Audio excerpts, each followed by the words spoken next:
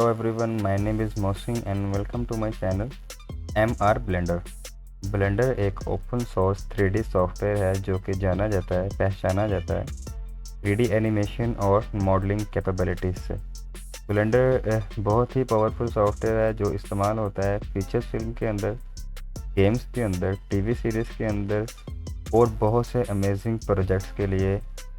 Blender में आप बहुत कुछ कर सकते हैं, लाइक वीडियो एडिटिंग है, composting, painting, visual effects, scripting, cloth simulations, particle simulations, fluid and smoke simulations, 3D printing, 2D animation and real time rendering. तो अगर आप ये सब सीखना चाहते हैं तो आप एक बिल्कुल राइट प्लेस पर हैं। आने वाली वीडियोस के अंदर, आने वाले ट्यूटोरियल्स के अंदर मैं आप लोगों से ऐसे टॉपिक शेयर करूंगा जो आप लोगों के लिए बहुत ज़्यादा हेल्पफुल होंगे, स्पेशली फॉर बिगिनर्स जो ब्लेंडर को बिल्कुल ज़ीरो से सीखने वाले हैं, और आप आसानी ब्लेंडर इस्तेमाल कर सकेंगे। और ब्लेंडर की जो भी रिसेंट अपडेट्स आती रहेंगी, जो भी रिसेंट वर्ज़न होगा ब्लेंडर का, तो उससे रिलेटेड भी हम इंशाल्लाह डिस्कस करेंगे। तो इस वक्त जो करंट ब्लेंडर का रिसेंट अपडेट जो है ब्लेंडर की वर्ज़न की, वो 3.6.4 है। तो हम आज यहीं से स्टार्ट करने वाले हैं। तो आज का जो हमारा टॉपिक है वो है हाउ टू नेविगेट ब्लेंडर। हम 3D व्यू पोर्ट से रिलेटेड समझेंगे, मतलब बिल्कुल बेसिक जो स्टार्टिंग में होती है हम वो सीखने वाले। तो जैसे ही आप ब्लेंडर को डाउनलोड करेंगे और उसे ओपन करेंगे तो आपको कुछ इस तरह का यूज़र इंटरफेस शो होगा। तो आप लोगों ने करना क्या, आप लोगों ने ये फ़िलहाल जो फ्रंट पे आपको नज़र आ रहा है ये स्प्लैश स्क्रीन कहलाता है। आपको इसको भी फ़िलहाल हम नहीं समझते क्योंकि ये थोड़ा कॉम्प्लिकेटेड हो जाएगा। हमने लेक्चर को फ़िलहाल टू द पॉइंट बात करनी है, हाउ टू नेविगेट ब्लेंडर, मतलब हमने 3D व्यू पोर्ट के हवाले से समझना है। तो कहीं पे भी आप खाली स्पेस के अंदर आप लेफ़्ट क्लिक करेंगे तो ये ख़त्म हो जाएगी स्प्लैश स्क्रीन, ये देखिए, ठीक है। उसके बाद ये बाय डिफ़ॉल्ट ब्लेंडर ने एक सीन क्रिएट किया होता है जिसके अंदर एक कैमरा, ट्यूब एंड एक लाइट होती है, ठीक है। और ये जो आपको नज़र आ रहा है सारा वर्ल्ड ओरिजिन है और इसको कहते हैं 3D व्यू पोर्ट, ठीक है। ये 3D व्यू पोर्ट है सारे का सारा, तो वर्ल्ड ओरिजिन कहते हैं। और ये वर्ल्ड ओरिजिन का सेंटर है, ये आपको जो नज़र आ रहा है यहाँ पे डॉट इसके अंदर, ये इसका सेंटर है, ये वर्ल्ड का सेंटर है। यहाँ से हम अपना वर्क स्टार्ट करेंगे, ठीक है जी, ओके। ये जो आपको नज़र आ रहा है ना सेंटर में जो मैंने डॉट का है, इसे कहते हैं पिवट पॉइंट। ये होता है किसी भी मैश के किसी भी ऑब्जेक्ट के सेंटर में। बाय डिफ़ॉल्ट ब्लेंडर इसको सेंटर में देता है। इसका मकसद क्या होता है ये मैं आपको थोड़ा सा समझा दूँ कि जब भी आप किसी ऑब्जेक्ट को रोटेट करते हैं तो ये देखें इस पिवट पॉइंट से रोटेट करेगा। अगर मैं पूरे व्यू को भी रोटेट करता हूँ तो इसी पिवट पॉइंट से रोटेट करेगा। तो ये पिवट पॉइंट चेंज भी हो जाता है। मिसाल के तौर पर मैं चाहता हूँ मेरे इस वर्टेक्स इस कॉर्नर पे ये आ जाए, ठीक है। तो यहाँ से मैं चाहता हूँ मेरा ये चेंज हो, तो उसके लिए मुझे जाना पड़ेगा, टैप प्रेस करूँगा तो ये एडिट मोड में चला जाएगा। एडिट मोड में मैं इसको सेलेक्ट करूँगा फेस, और यहाँ से मैं इसका जो है वर्टेक्स मोड में जाऊँगा और ये वर्टेक्स इसका एक वर्टेक्स इसका सेलेक्ट किया मैंने। फिर मैं दबाऊँगा, प्रेस करूँगा शिफ्ट एस। शिफ्ट एस से मैं क्या करूँगा, कर्सर टू वर्ल्ड ओरिजिन नहीं करना है मैंने, करना है कर्सर टू एक्टिव, क्योंकि मैंने इसको सेलेक्ट किया होगा। यहाँ आया तो ये देखें मेरा यहाँ से कर्सर यहाँ पर आ गया। अब मैं फिर दोबारा टैब प्रेस करता हूँ तो अपने मोड में वापस आऊँगा और ऑब्जेक्ट मोड में जाता हूँ तो सेट ओरिजिन में जाऊँगा। सेट ओरिजिन में जाने के बाद अब देखें मैंने क्या किया कि ओरिजिन टू 3D कर्सर, मतलब जो मेरा ओरिजिन है ये 3D का जो कर्सर है यहाँ पर आ जाए। ऑब्जेक्ट मोड में गया, सेट ओरिजिन किया मैंने, इसको 3D कर्सर पर जाकर सेलेक्ट करता हूँ तो मेरा यहाँ से मूव होकर यहाँ पर आ गया। यहाँ से अब मैं दोबारा इसको अगर रोटेट करता हूँ तो आप ये देखें कि अब वो सेंटर से रोटेट नहीं कर रहा, वो यहाँ से रोटेट, ठीक है। तो इस चीज़ को आपने समझना है, मतलब कि ज़्यादा परेशान नहीं होना, ये इतनी मुश्किल चीज़ें नहीं हैं। इसी तरह मैं इसके सेंटर पर भी कर सकता हूँ, तो वो इन फ्यूचर हम सीखेंगे, हमारा ये टॉपिक नहीं है। मैंने सिर्फ आपको इसका पिवट पॉइंट का समझाना था कि पिवट पॉइंट है, ये किसी भी ऑब्जेक्ट में बाय डिफ़ॉल्ट सेंटर में होता है, ये हमने चेंज करना था अपने वर्क के साथ। तो अब मैं शिफ्ट एस प्रेस करता हूँ तो यहाँ पे देखें शिफ्ट एस से ये स्नैप करना है मैंने अपने कर्सर को। कर्सर मैंने स्नैप क्या करना है, कर्सर टू वर्ल्ड ओरिजिन, जो मेरा ये वर्ल्ड था इसका ओरिजिन जो सेंटर है ये वहाँ पर चला जाए कर्सर।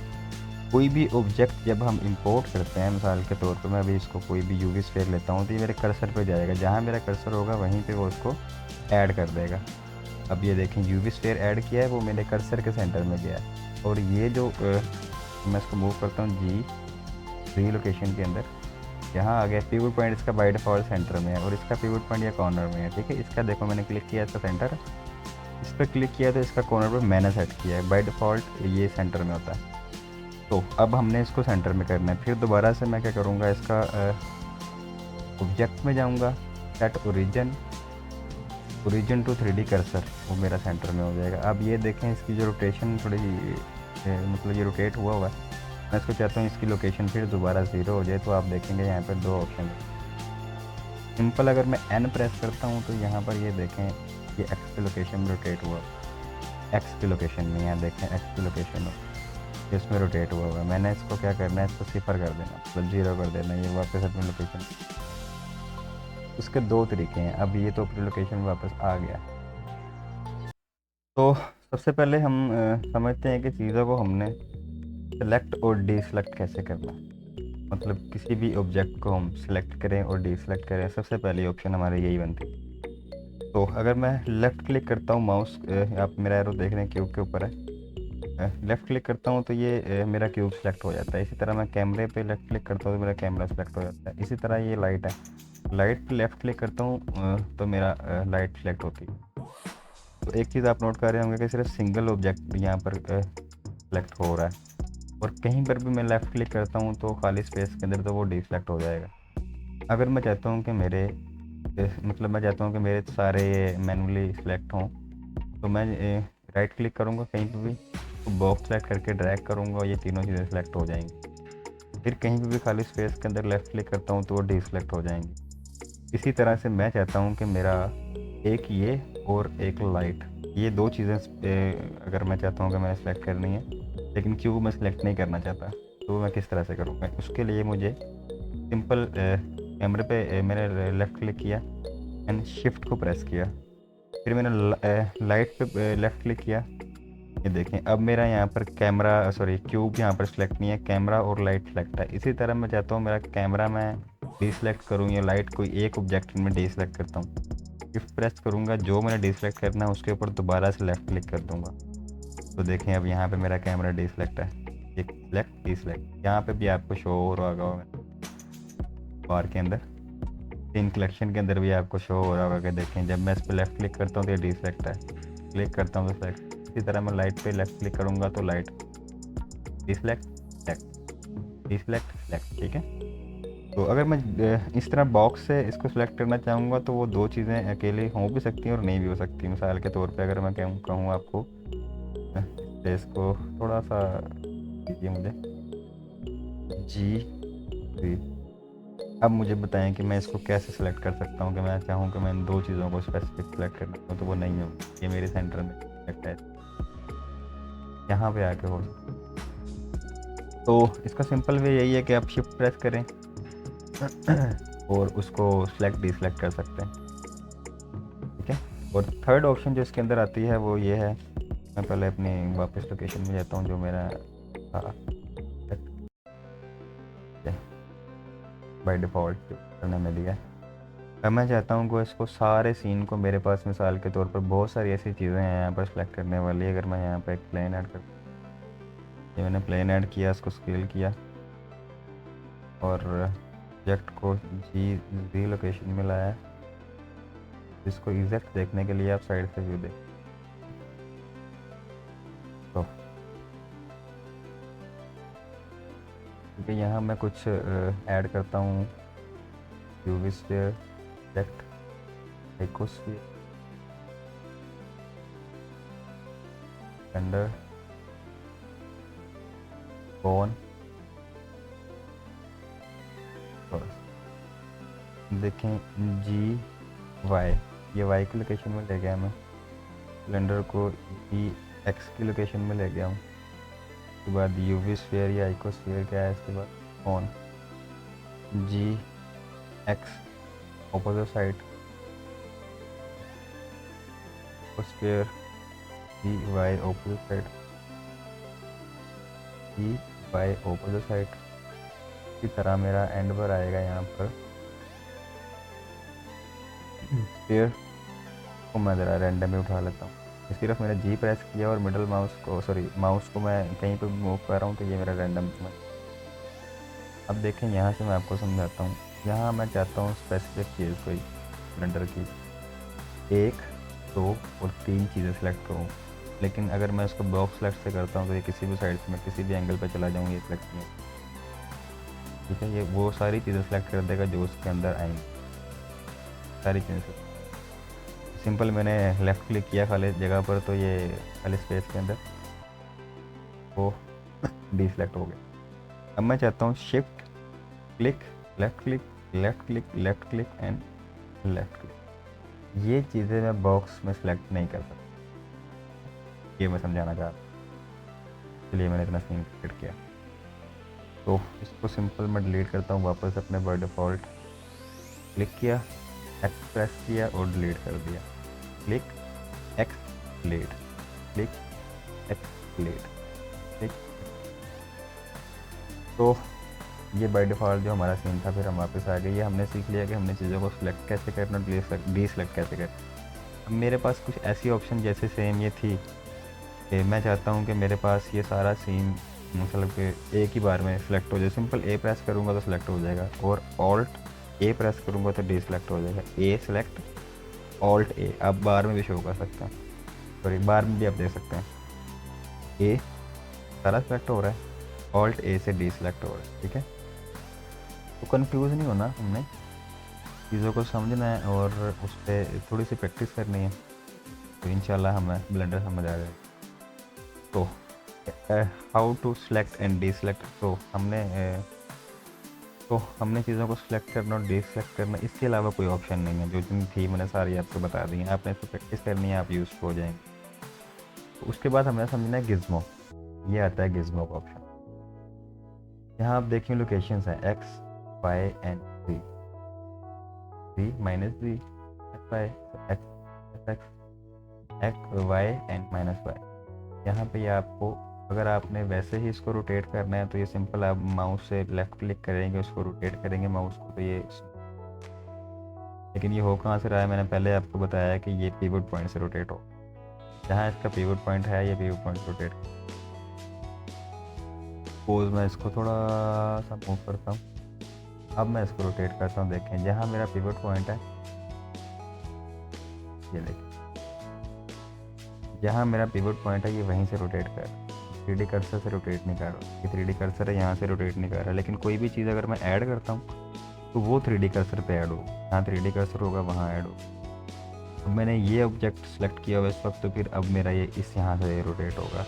अगर ये सिलेक्ट करूँगा तो फिर यहाँ से। ठीक है, तो चीज़ें कॉम्प्लिकेटेड नहीं है, आसान है, हमने इनको अपने तरीके से समझना है। इंशाल्लाह मेरा मकसद यही होगा कि मैं आपको आसान वे में कैसे हमने क्या बताया।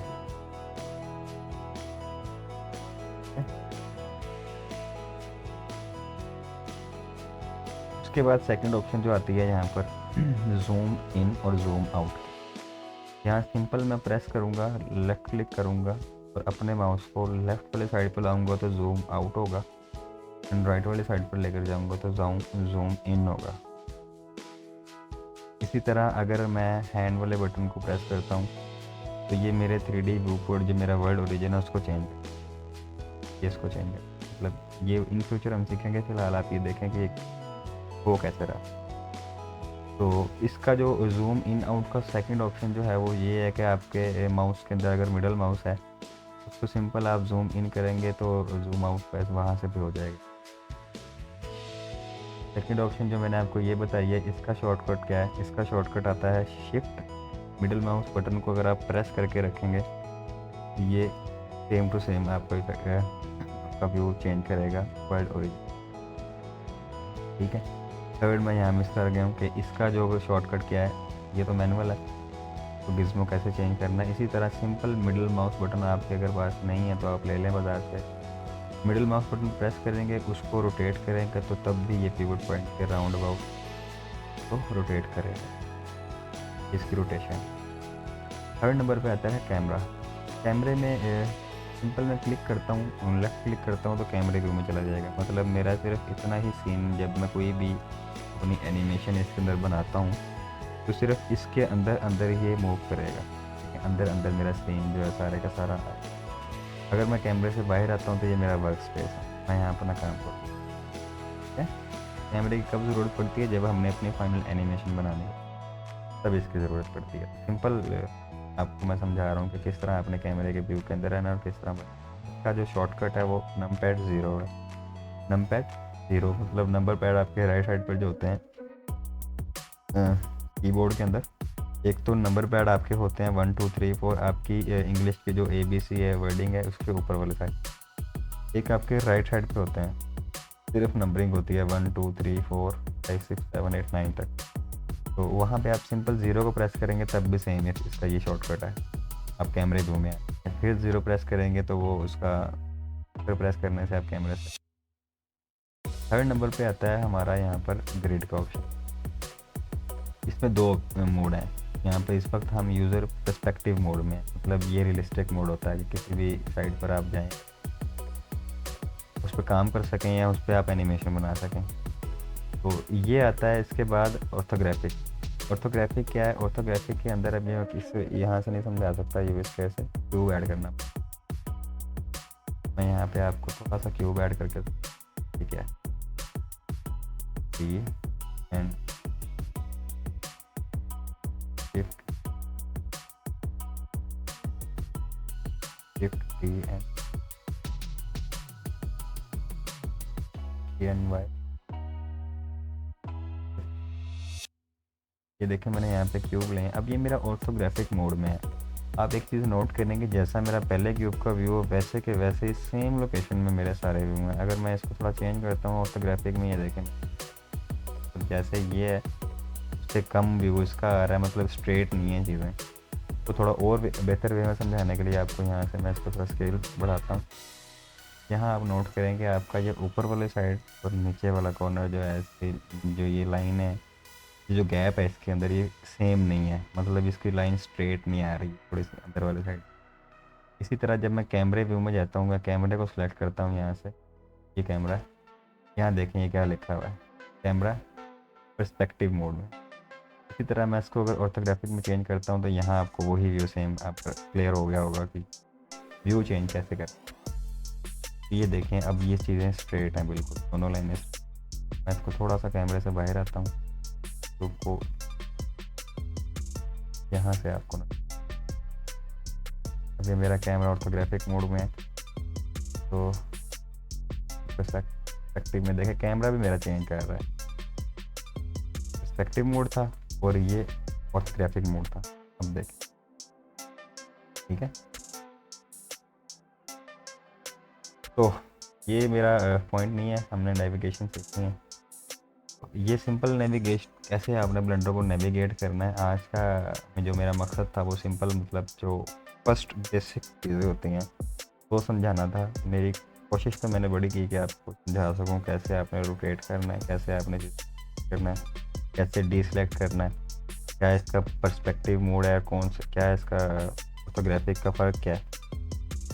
तो नेक्स्ट इंशाल्लाह मैं इसको थोड़ा और कॉम्प्लिकेटेड करता हूँ आप लोगों के लिए। कॉम्प्लिकेटेड नहीं होगा, वो आसान लफ्ज़ों में ही मैं आपको समझाऊंगा, जैसे मैंने आज कोशिश किया है कि आपको आसान लफ्ज़ों में समझा सकूँ। तो आज का हमारा ट्यूटोरियल ब्लेंडर की नेविगेशन से रिलेटेड था तो कंप्लीट हो चुका है। तो होप सो दैट कि आप लोगों ने कुछ ना कुछ सीखा होगा मुझसे। ओके, मिलते हैं नेक्स्ट वीडियोस के अंदर। इसके लिए बाय बाय।